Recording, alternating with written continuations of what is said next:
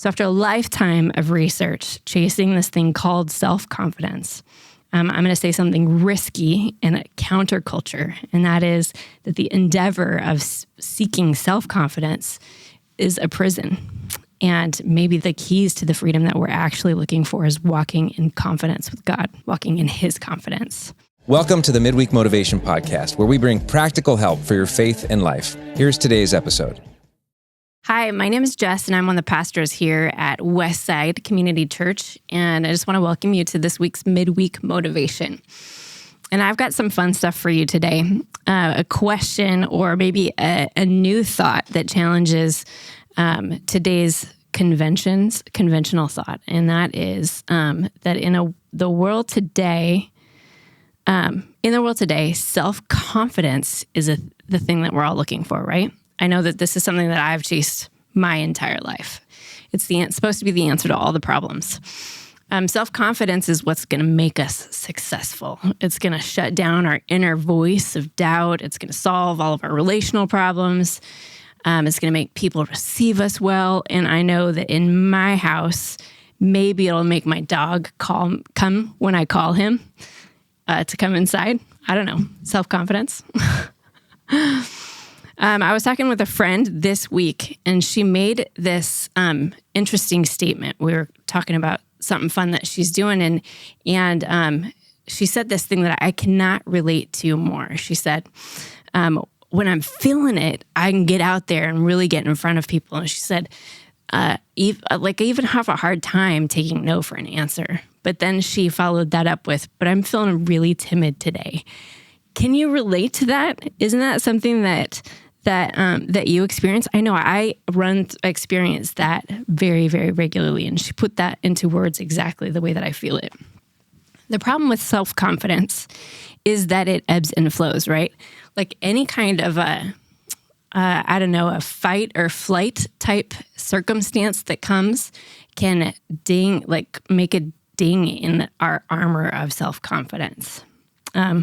And the truth is, for me, in my experiences, what it's done is it's really just revealed to me how much of a human I am and what my limitations are and what my imperfections are. It just reveals those things to me when I chase after self-confidence.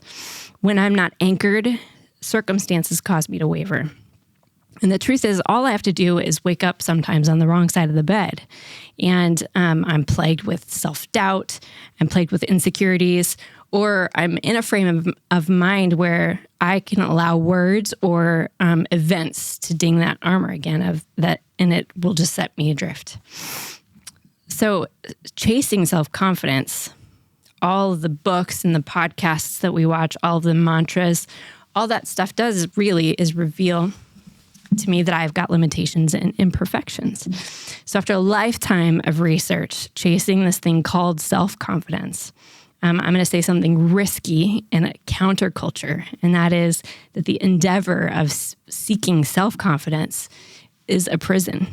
And maybe the keys to the freedom that we're actually looking for is walking in confidence with God. Hey, just jumping in right in the middle of this podcast episode to tell you about a resource that you need in your life. You know, if you feel ever stuck in your faith, or if you feel like, I want to grow my faith, but I just don't quite know what the steps are, we got a resource for you called Sticky Faith in a Slippery World. I mean, this world is changing and it's crazy, and we all need something firm to stand on. And I wrote a book for you called Sticky Faith in a Slippery World. You can get your copy right now at the link in the description.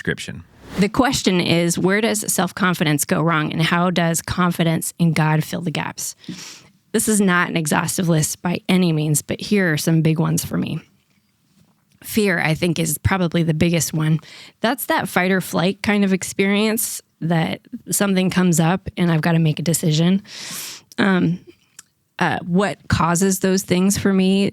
Rejection, maybe, like even just working through this podcast content and just talking about this topic here, like the fear of getting it wrong, or the fear of it not being received, or the fear of maybe this content not connecting is a real thing, right?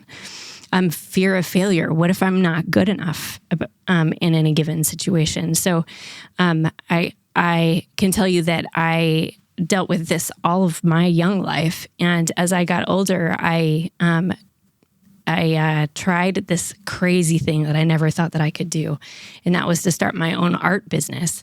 And I did those fun little paint parties, and they're such a blast. But I never thought that I could get through all of the technical parts of setting up my own business, like registering and all that stuff. And ultimately found out that I did have the skill set to be able to research that stuff and do that stuff. But, for years and years, a lack of confidence kept me from doing those things. And I'd get some self-confidence and I'd start investigating, and then something would happen and it would cause me to pull back. As I grew in my confidence with God, though, I started to take more risks, and I started to test out waters a little bit more. And that confidence walking with God gave me strength to be able to seek out those things and really get the information that I needed to make that happen. And it was amazing.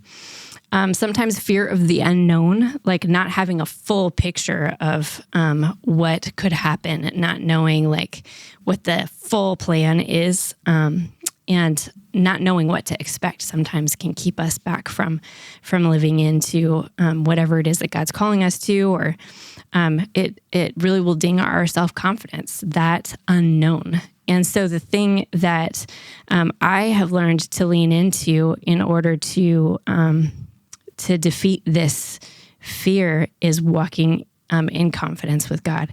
And these are the things that I've leaned into. Number one, leaning into God's character, knowing God's character and being intimately connected with him.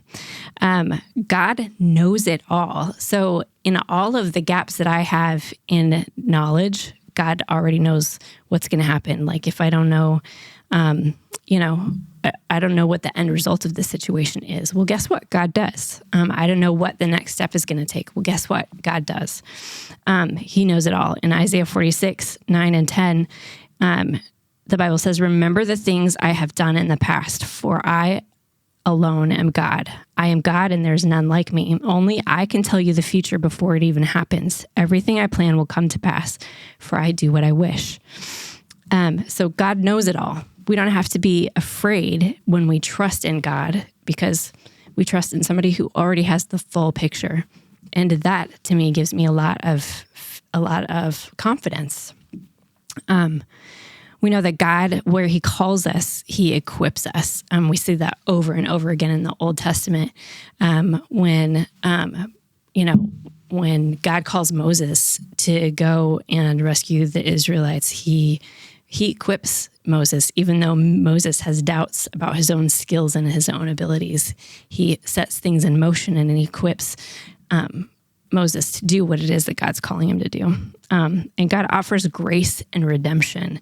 And we know this just by walking through, what Jesus did for us on the cross, and the fact that over and over, God offers us second chances, and he walks with us through our trials and really just restores those things. He turns ashes brings beauty from ashes.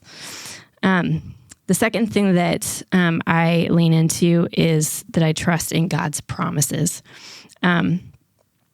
In Jeremiah 29:11, it says, "I know the plans that I have for you." And those plans, I'm paraphrasing, but those plans are for good for your future. He knows what it is that he's got lined up for you, and we just need to lean into those promises. When we know who God is, that he's just God, and that we can trust him at his word, then we know that we can trust his promises. And when we can't see the end result of something, or when something isn't going the way that we expect it, expect it to go from our perspective, then we can trust that God knows what his plan is, and that it's all going to be for good. So we can trust God's promises, with a caveat to make sure that we hold our expectations loosely. So the third thing that I lean into is trust God in you. So trust God who lives in me right now. We're reading this book called Do the New You by Stephen Furtick. And one of the things that he says in this book is make peace with the strength in you because God gave it to you. And the fact is that when we accept Jesus into our heart, the Spirit of God came to live within us. And there's strength in that. There's strength in the way that he knit us together in our mother's womb. Psalm 139 is one of my favorite Psalms, and it talks about the fact that God knows who we are because he created us to be the way that he created us.